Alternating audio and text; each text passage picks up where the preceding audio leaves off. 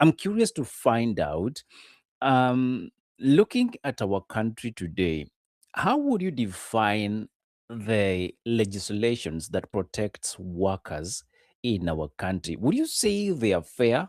Would you say they are weak loopholes? Would you say we have a long way to go? Just let me get your mind on that.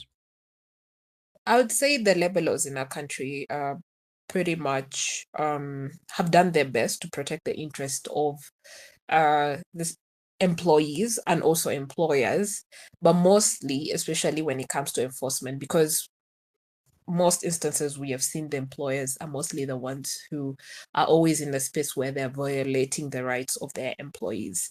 And most of the cases that have been litigated upon by the courts have been from mostly from the angle of employees filing complaints against employers.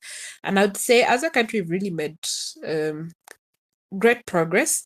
I mean, apart from what people would consider professional employment, we are seeing progress going forward into even spaces that have been considered informal, like domestic workers' rights.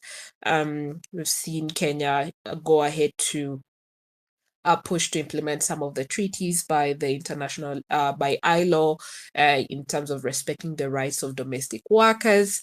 And when I talk about domestic workers, it's not just most people always look at nannies and maids, but also shamba boys, generally people that work in the domestic setting.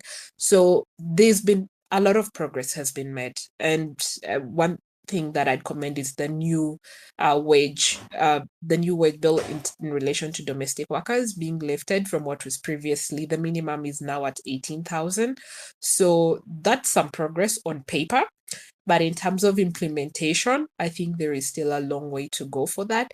But again, for some of the rights that you have in relation to employment and um, one needs to be aware of what their rights are. And I would say most times you find that majority of the population that is probably not in formal employment do not know what their rights to employment.